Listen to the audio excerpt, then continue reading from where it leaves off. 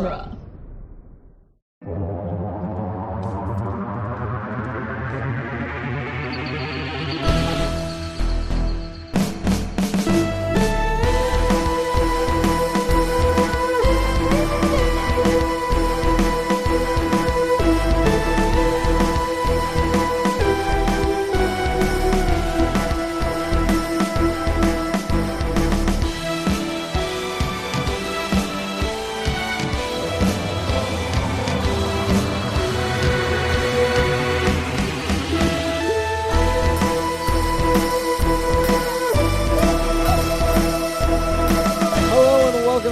To the Doctor's Companion presents Doctor Who The Long Way Around, the weekly podcast where we review and discuss every episode of Doctor Who, one doctor at a time. I'm Scott Corelli. I'm Cassandra Fredrickson. And I'm Nick Jimenez. And today on the show, we will be discussing The Edge of Destruction, the first Doctor's fourth story, which is not actually called The Edge of Destruction, as I found out in research. So that's interesting. So let's talk about it. So the actual name of this story is Inside the Spaceship. Which they changed later in, the life of Doctor Who, because they're like, remember that time we called the TARDIS a spaceship? That was weird, right? We should change that. And so they started referring to it by the first title of the first, this is a two-parter, and the first episode is titled Edge of Destruction. So they started just calling it that. But originally this story was called Inside the Spaceship. It's just weird in retrospect. Interesting. Yeah. So it's just so disrespectful. I love it. I love these early days where it was still just like, yeah, this stupid space box that he travels in. I don't know, like. Yeah. I know. So here's the great story about this episode. It's a short background, but it's fun. So basically within the first story, the 100,000 BC, the show was almost canceled because of, the JFK assassination and all of that stuff that we saw. It's parts playing it. Right. As we saw dramatized in back and to the left. Oh, man. So anyway, so it was very nearly canceled. The BBC chief of programs, Donald Baverstock, basically said, I don't want you to do anymore. Like, this first story costs too much. No one's watching it. This sucks. You suck. Knock it off. And Sidney Newman, Pop himself, Pop. He basically convinced Baverstock that, give us 13 episodes to prove that this show has an audience. And he was like, okay, fine. I'll give you 13 episodes. This is your budget. Don't go beyond this. So then they were like, okay, great. We have 13 episodes. What are our three stories? He's like, well, we have our 100,000 BC, which is 4 parts. We have the Daleks, which is 7 parts. And then we have Marco Polo, which is also 7 parts. And they're like, that doesn't equal 13, does it? No. So they were like, okay, so what are we just going to go 2 parts into Marco Polo and then get canceled and not be able to finish that story? That seems weird. Like, yeah, that is pretty weird. So they went to David Whitaker, who was the story editor at the time, and said, hey, listen, when at the end of the Daleks, we're going to be at 11 episodes. We have approval for 13. So we don't want to start Marco Polo and try to either wrap it up in 2 episodes or just air the first 2. Can you, figure out a 2-part adventure that we can do instead? And David Whitaker was like, yeah, I guess, sure.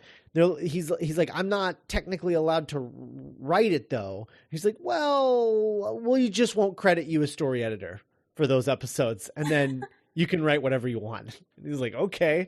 He's like, what does the story need to be? And there's like, it can be anything you want as long as it doesn't cost anything. And so And so the bottle episode was born. Is this the first instance of a bottle episode? I think it might be, yeah. At least in science fiction, I think. Yeah. Snap. I almost said yeah. word. Right. Because usually it's Star Trek that is credited for creating the bottle episode. But I think it might be this, honestly. Because this is literally David Whittaker just being like, okay, I have enough budget to pay the actors and literally nothing else. And I need to make 2 episodes out of it. Right. How am I going to do that? Let's write a play. Yeah, exactly. So they made he created a story, and I just love that he wrote this to solve a budget problem, and an episode count problem. And obviously, to the surprise of no one, Doctor Who was renewed. But these 2 episodes, it's amazing that these 2 episodes were not originally planned, but they proved to be, 2 of the most important episodes of William Hartnell's tenure. It's like, the Unearthly Child. It's this, and then it's, like the end of the like his final story. And maybe I guess the Daleks, but like, yeah, it's like after this, it's pretty much, like the first Doctor's era just kind of continues on and doesn't really introduce a lot of new stuff until the very end when it introduces regeneration. This is kind of like the last one that really introduces a concept, and it was all just, Whittaker trying to figure out how can I make a story that takes place entirely in the TARDIS? Well, what if the TARDIS was alive and trying to tell them something? Yeah. That's nuts. Like I just, looking back, being where we are now, looking back at like, this was the start of that. And it just started with, make a story with no budget, please. Thank you. Yeah. It sort of, I really love that these things that we can be so precious about, these characters, this canon, whether it's comic books or Doctor Who, we can get. I mean, it's a lot like what you can argue about religion, which is that we get so caught up in like, is it the Doctor or is it Doctor Who? Is it a spaceship or is it a and then you go back in time and it's just like these working class writers that are like, just friggin' make it. I don't care, make it talk. Right. I don't care. Just do it. Do a bottle up. What's it gonna matter? Doesn't matter. No one's gonna watch this stuff again. Yeah. No. What? Are people gonna take it seriously and like yell at girls on Twitter that say it wrong? Well, and what's crazy too about these episodes is because of the way they were shot. They're just in a studio and one that they already had built. Like they didn't have to build anything for this. Like, just let's use the set we already have. And they shot both of these in one 8-hour day. Like they shot one episode on a Friday, and then the consecutive Friday they recorded part 2. What? Yeah, like just one 8-hour day. Like they just showed up and made it. Like, wow. And you watch it and you're like, yeah, that makes sense. There's not really a lot of coverage in this. Like it really almost seems like they only had one camera running instead of like a normal 2 or 3 studio setup. It was like they were just doing everything they could to make these stories as absolutely cheap as possible. Kind of amazing, really. Mm-hmm. Yeah. But, and it is super cool how much of this, because it is such an accident and it is so unintentional, that I think it's really cool, spooky cool, how much this does still fit in the same puzzle as The Doctor's Wife or just the show in general. Like it yeah, there are some instances where, you know, clearly the TARDIS was meant to be more of a Starship Enterprise than a lady person soul, but but yeah, and like I do like little moments like the Doctor not being entirely sure what the problem is, and like the TARDIS being this mysterious tech that no one really knows how to 100% operate. That does it that feels very much in line with what's been retconned. Yeah. And I don't know if that makes me appreciate the original series more, or the act of retconning more, that it works out so seamlessly. But I thought that was pretty groovy to watch. Yeah, it's pretty cool. The Edge of Destruction Part 1, written and script edited by David Whitaker, directed by Richard Martin, produced by Verity Lambert. Air date 8th of February 1964. While attempting to correct the TARDIS's faulty navigation circuits, the Doctor causes a small explosion and renders the TARDIS crew unconscious. Barbara is the first to recover and awakens Ian and Susan, who appear to have slight cases of amnesia and begin to act strangely. Susan becomes convinced that an alien presence is on board and has seized control of the TARDIS, as the doors begin erratically opening and closing whenever Ian moves towards them. Convinced that Barbara and Ian have been taken over by an alien intelligence, Susan attacks them with a pair of scissors, but stops herself from doing any real harm. As the Doctor finally comes to, he accuses Barbara and Ian of sabotaging the TARDIS in an effort to blackmail him into taking them home to England in 1963. Barbara angrily refutes the Doctor's suspicions with a recap of their recent adventures. The Doctor excuses himself from the room and returns with a tray of drinks, which he serves as a peace offering. Barbara, Susan, and Ian all retire to their quarters and drink the nightcaps. Later, after confirming his companions are asleep, the Doctor returns to the TARDIS console to examine it without interference and is suddenly attacked by a pair of hands that grab him by the throat. So the first thing that I want to talk about is I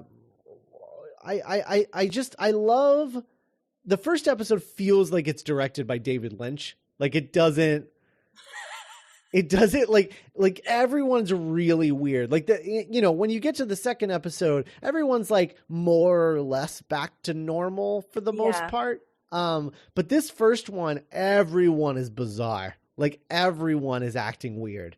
Ian has amnesia there for a second, where he just they all kind of do. Yeah, I guess they fall on their ass and then they wake up and they're like, "What? Who are you?" I'm like, right. Does Barbara though? Barbara's the only one that's okay, right?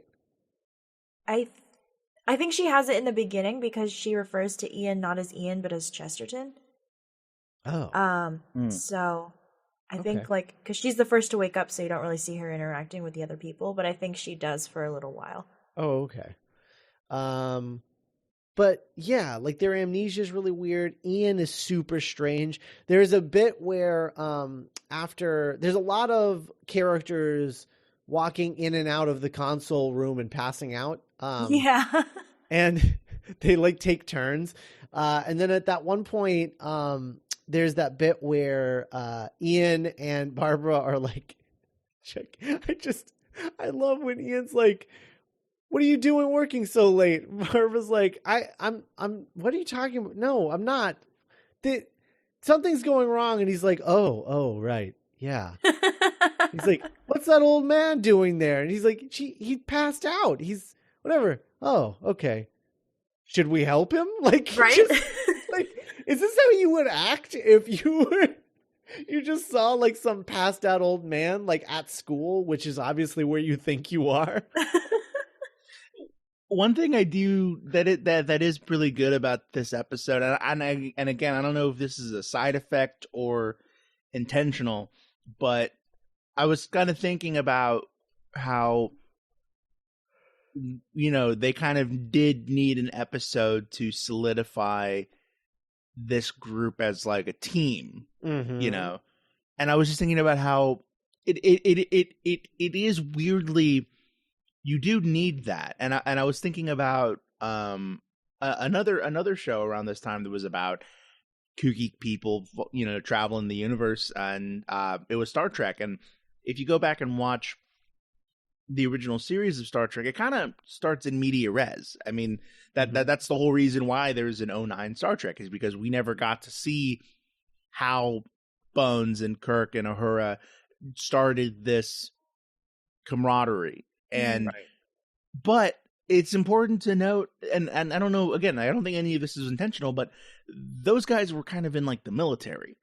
Like it was their job to be together. It was kind of like a workplace drama, but these are, a girl of indeterminate age, her grandpa, and two teachers.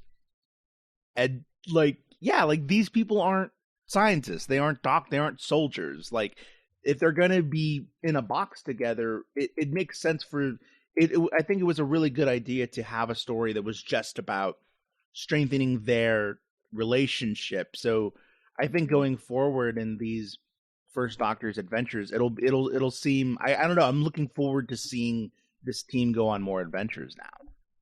Well, that's good. Having come out of this. Yeah. No, absolutely. Yeah, Ian just in general, I think Ian's performance is super weird, and like weird in like a fun way. Like William Russell like is just being like really off-putting. And like there's that part where after Susan passes out, the Doctor starts like coming to and saying something, and then Ian just sort of like stares forward and just goes, "He's rambling." Yeah. It's like, it's such a weird. I think my favorite Ian line in this first episode is when he's like, "What is going on?" And it's just like really exaggerated, and I'm just like, oh my gosh. I don't. Yeah. Oh, it's so good. And then Ian playing with the door. Like where he's like the door's open and he walks to it and it closes, and he walks away and it opens. Yeah, it opens again. He walks to it and it closes, and he's just, who is doing this? Yeah. Is it you? So I really like that. This is also, is this our this is definitely our first, right? And maybe our only look at the TARDIS replicator. There might be like, I don't know, Terry Nation has a habit of like inventing random stuff in the TARDIS, so there might be more in Keys of Marinus, but I don't remember off the top of my head. Okay. I'm not sure, but I this thing is ridiculous, and water, milk. Yeah, those are the only options. That's what you live on. Hope you're not lactose intolerant. Right. Because it's the only way you're getting calories. That's all I drink is milk. Shut up, Susan. I'm a growing little girl child. Can we talk about how creepy Susan is in this? Susan, yes. Like Ian, I feel like Ian is just spending, like William Russell is just spending the whole episode just trying to outdo Carol Ann Ford. Because like it's like they're just dueling, like, overacting, while like Jacqueline Hill and William Hartnell was just like, what are they doing? Like, stop it, psychos! Like that scene where she tries to attack Ian with scissors. And she just, her hair is like mad, and like just like Ian is like walking toward her, and she like hisses and like swipes the scissors at him. So funny. Oh God, it's amazing. It's amazing. Yeah, everybody really does. Each actor kind of, it gets a shimmering moment of scene chewing, I think, in this story. Oh yeah, and that those scissors that she's wearing, or she's holding, are like long enough to, I mean, it's like a machete of scissors. Like they're like, they come to a point. Like, I don't. Yeah. When was it that we figured out that like scissors don't actually need point? Like, they don't need to come to a point because they're scissors. You don't stab anything with them. These are like shears. I don't know. Yeah, They're they're really intense. scary though. And then when they take them away from her after she passes out again, and then they're like talking about the doctor, and she just sneaks up behind them, steals the scissors, and walks back to her room. I know, I love people like the characters just randomly appearing in the background again. Mhm. Like they'll turn around and then Ian's just standing there, or Susan's just standing there, and you're like, "What is happening? Why are you like this?" Oh, it's so good. I love it. The doctor accuses them all of wanting to blackmail them into taking them home, which I'm pretty sure is just reverse kidnapping. I don't like that logic doesn't check out, man. Like they want to go home, you need to take them home. If you're not taking them home, you're kidnapping them. They're not blackmailing you. Yeah, he's a little grumpus in this one. Yeah, he is. He is. So I have a question. This was the first. I mean, I don't know about you guys' lives, but this is definitely the first episode of William Hartnell that I have seen since the discovery that the first Doctor is going to be joining us this Christmas. Mm-hmm. Did that viewing? What was that like for you guys watching this? I didn't even remember that was happening until you just mentioned it just now. So it was really? in my mind when I was watching it. I think that actually colored this rewatching of the story for me, because I feel like this story, like, it's a lot of fun, but I think it held up better in my head. Because it's been a few years since I watched it, and I was trying to convince Norman to watch it with me. I'm like, "Oh, it's good. It's only 2 episodes," and then she starts stabbing with the scissors. He's like, "What is going on?" And I'm like, okay, yeah, okay, fair."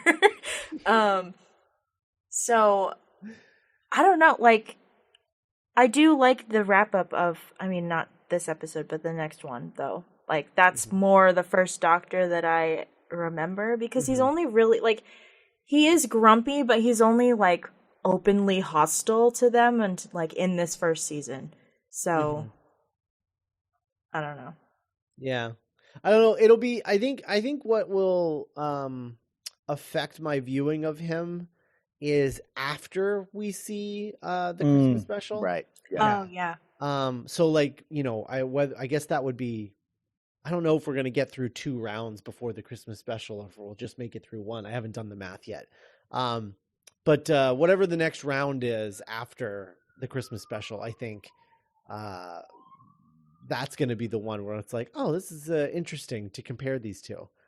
Because, you know, the last time we saw David Bradley, he wasn't playing the first Doctor. He was playing William Hartnell, which is like a different thing. So it'll be interesting to see how he plays the first Doctor. Plus, he's playing the first Doctor from his final story. So, he's gone through a lot. Well, the last time I saw David Bradley, he was Walder Frey.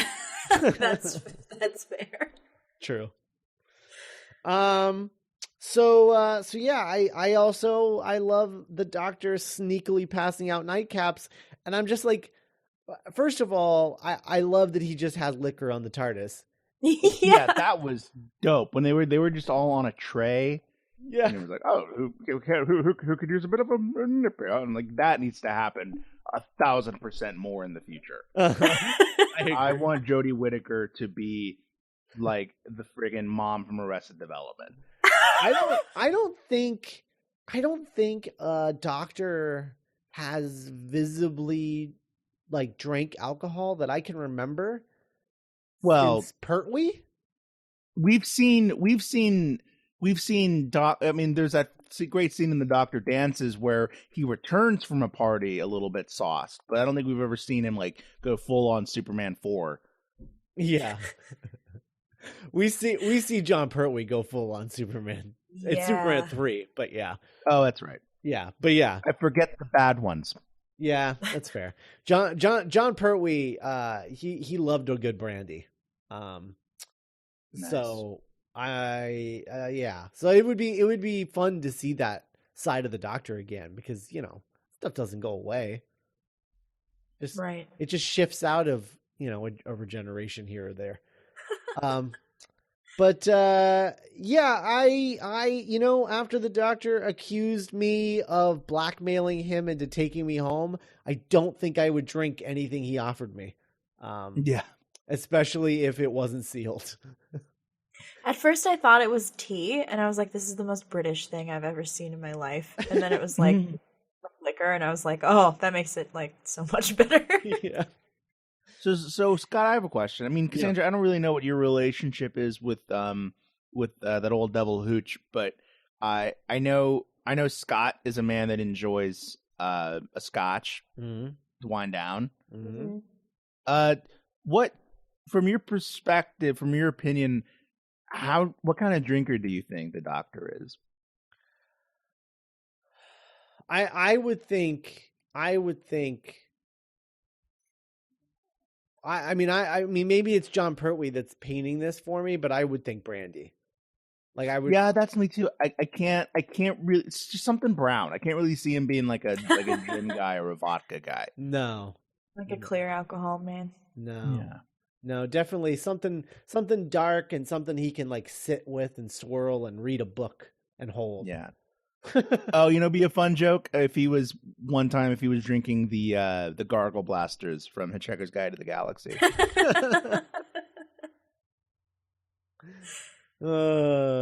Yeah. One little note that I wanted to point out, which I would love to see a retcon for, is like someone trying to explain, like, oh well, it's like when Ian is checking out the doctor and he's like, his heart's okay, and I'm like, hearts, plural, plural hearts. It's like I would love for them to come up with some sort of retcon of like, before Time Lord regenerates, they only have one heart, and then they regenerate and they have two, or something. I don't know, like something. Well, some kind of retcon like, to explain that. Or one of them was he was so messed up, the TARDIS shut down one of his hearts or something. I don't know. Like Ian's like a chemistry teacher, so like he wouldn't have studied like medical science. I guess you know. True. Although he would never admit any of those things you just said, but yeah, that's true. He's a real man's man. Yeah. I know a thing or two about a thing or two. Let me see it.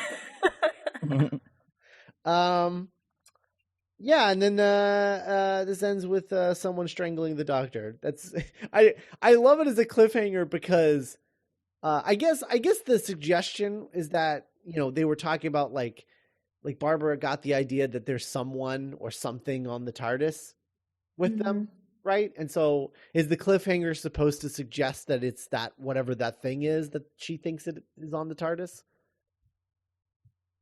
Is that the suggestion, or is that in the next one that she makes that suggestion?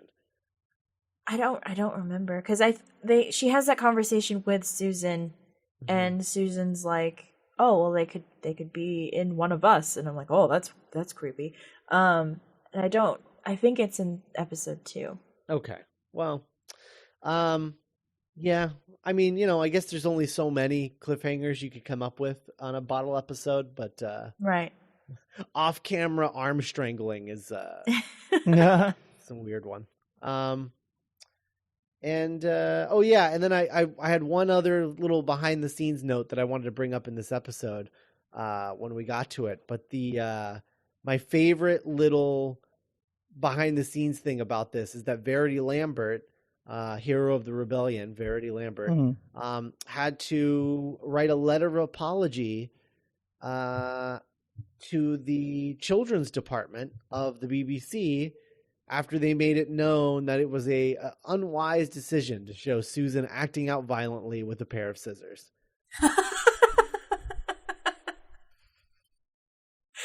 Oh man.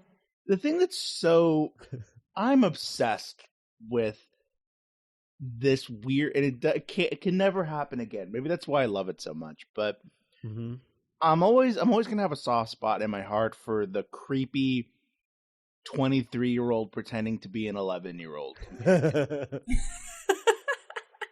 Yeah. There's just something about it that's just so acting possessed. Isn't she violent. supposed to be like 16?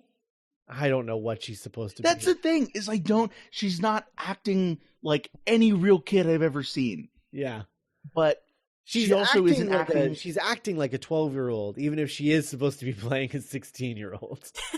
But then she's actually neither of those ages. So yeah, how old? I mean, like ballpark. How old do we think Carol Ann Ford was like at this time? 20, I think. Yeah, like that's such a they're just such weird. She's 20. She looks. She looks like a young woman. She looks like an adult woman. Mm-hmm. And then she's playing at not even the age that her character. Like, it's like, okay, cool. She's 16. I've seen 20-year-olds act like 16. I've seen a show on the CW. She is 23 when she's 23. recording this. Yeah, 23. Yeah, and it's also like, to get personal for a second, like, she's a very attractive young woman, but then when she's acting like it's just such a strange performance. It's uncomfortable is what it is. Yeah. Grandpa. It's a really weird disconnect. Yeah. Yes. Yeah. It's not fun. It is not fun. The Edge of Destruction, Part 2. Written and script edited by David Whitaker. Directed by Frank Cox. Produced by Verity Lambert. Air date 15th of February 1964. The Doctor's attacker is revealed to be Ian, compelled by a strange force to stop the Doctor from operating the TARDIS controls. Barbara and Susan are awakened by the sound of the attack, and the whole crew begin to argue as they grow more and more suspicious of each other's motives. An alarm sounds as the TARDIS shows faults in every system. A sudden explosion comes from beneath the console, and the Doctor realizes the TARDIS's power source is trying to force its way out, and they are only minutes from destruction. The TARDIS crew forget their differences and begin to work together. Barbara deduces that the strange events are an attempt by the TARDIS itself to warn the crew that something is wrong. The Doctor traces the problem to a broken spring in the fast return switch. The malfunction is causing the TARDIS to head back to the creation of a solar system. The strange events were just the TARDIS's attempts to warn its passengers before the ship was destroyed. Fixing the switch returns everything to normal. The Doctor apologizes to Ian and Barbara as the TARDIS lands. Barbara and Susan exit the ship to explore the planet's terrain, only to discover a giant footprint in the snow. So we find out that the arms are Ian's. And although I was kind of hoping that it was Susan's. That Susan just had snapped and turned on her own grandfather. That's funny because I was kind of hoping it was Barbara. Ian has very don't let him don't let him hear me say this, but he has very slender feminine hands, Ian. Yeah. So I really thought it was Barbara. Like I thought she had like snapped or something. Whatever sickness was affecting, because like through this whole thing, through all of part one, she's sort of like the single sole voice of sanity. Yeah. And so I was like, oh, that'd be good if like it was her that ended up doing it, but no, it was just Ian. He just woke up after the Doctor drugged him, and then immediately passes out. That's my favorite part of this, is like the Doctor just like, what are you doing? And then he just lets go and goes, and then falls down. There's a lot of melodrama happening in this episode. That's what it's so, there is something very like Ryan like there is something kind of camp about just all of them. Nick, like I was going to pull that reference, and I was going to say this episode feels like American Horror Story, but I was like, what do I know about that? I didn't really watch that show, so I'm glad that you brought that up, because you're completely right. That's totally the vibe I got from this as well. Awesome. Yeah. No, I mean, just Susan coming at her with the scissors is just like, yeah, that is exactly the right flavor of camp for me. Absolutely. So basically we come to find out that it's the TARDIS that's the problem. Something is wrong, and the TARDIS is trying to tell all these idiots that something's wrong. And they're all just attacking each other, and the TARDIS is like, Jesus Christ, you guys! Get it together! Yeah, this backfired a lot. Yeah. There's a broken spring in a switch in the go back switch. There's like a broken spring, and it's sending them back from before the universe was created. And so the TARDIS is like, no, we can't go there because nothing exists. You idiots. Please don't make me go to nothing. Do you understand? Like, you can't be in nothing. That's not, nothing exists. I can't go to there. Stop it. This poor, what's amazing is the TARDIS, how, I mean, we can never answer this question, but this is like, what, years after he first steals the TARDIS from Gallifrey? Like, I mean, have we ever kind of, I don't know, but well, actually, I think now that I remember, we kind of had a divide where I never picture William Hartnell taking the TARDIS. I picture like young William Hartnell, but I think you guys, we talked about this, like if it is like actually old man Hartnell. Yeah, because it's in Name of the Doctor. They show William Hartnell stealing the TARDIS. Mm-hmm. I'm a bad little boy. Yeah. Exactly. I'm a mischievous teenager. See, age it means nothing in this show. That's true. That's very true. I was thinking about that today. I like that. I think we've brought this up before, but I do like that theory that the age that the Doctor gives people is not his real age. It's his age since he took the TARDIS and became the Doctor. Oh, nice. And I like that. Because then, so what is he, like 5 in this one? Yeah, I mean, I guess that's true. Yeah. But no, I like that he doesn't know how the TARDIS works. Like the introduction of that concept of like, he doesn't really know how the TARDIS works. He doesn't know when something's broken. And now he's a walking TARDIS manual.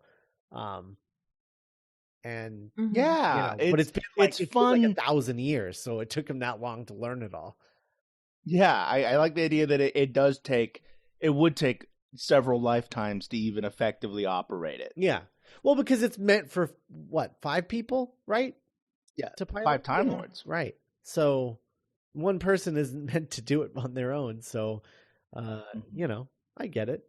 Also, like I can't really picture Hartnell zipping back and forth the way like Matt Smith could. No. Mm-hmm. Maybe they've been getting younger by necessity because they have to run around the console all the time. Yeah, well, that's very true. Like the TARDIS, like, I mean, I know it's like a set, but like the TARDIS keeps changing, so like maybe it adapts because of his regeneration. Oh. Because like Capaldi's TARDIS is way less like in your face than like that first Matt Smith TARDIS was. Man, You know, I with miss all the that TARDIS though. Yeah, me too. Yeah, now that I think about it, when I picture like Capaldi, he's almost like a gargoyle. Like he doesn't really run around like a puppy. He like stalks it. Yeah, that's true. That's true. Yeah, but I like the revelation that the Doctor doesn't really know how this thing works. Like he basically knows how to get from point A to point B, sort of. But when something goes wrong, he's like, I don't know how to fix it. And it's actually like Barbara, who's like, maybe something's broken and it's trying to tell us that it's broken. And the Doctor's like, that's stupid. Hey, look, this thing is broken. Huh. He's like most Doctor Who viewers and their car. Yeah. Anyway. I really like this story. And then the end of this where they're just like throwing snow at each other and Ian's in a big coat. Oh man, I love that. Like it's almost like a poncho parka. I don't know what it is, but it's got like a cape and like so good. It's phenomenal. Yeah, and he offers. I like when the Doctor like offers his arm to Ian. Yeah. But then we get we get that humongous footprint. Yeah. It's good. It's good. We'll find out next round what that footprint what that footprint belongs to in the Marco Polo story. Yes. Did it belong to Marco Polo? I don't think so. Oh, cool. But yeah, good stuff. I really like this. I think Nick is spot on. I think without this story, we don't love these characters as much because you know the Daleks is good, but 100,000 BC is not great, and Unearthly Child is good, but we don't really get to know anybody in that. Yeah. So this is the first time where they, they leave the TARDIS sort of like giggling, and now I'm like ready to see what their next adventure is. So yeah, good. Who will Susan try and kill next? No, exactly. With those horrifying scissors. Yeah, no. How great would it be if in Twice Upon a Time, which we now know is the title of the Christmas special, they get another 20-year-old actress to play like 12-year-old, 16-year-old Susan. That would be spectacular. Absolutely spectacular.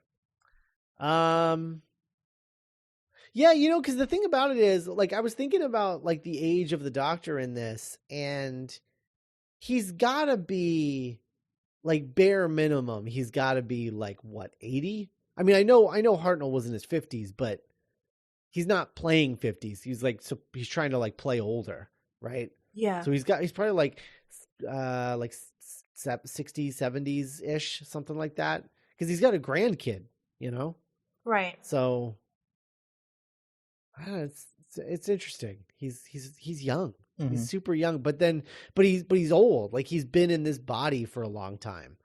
I don't know.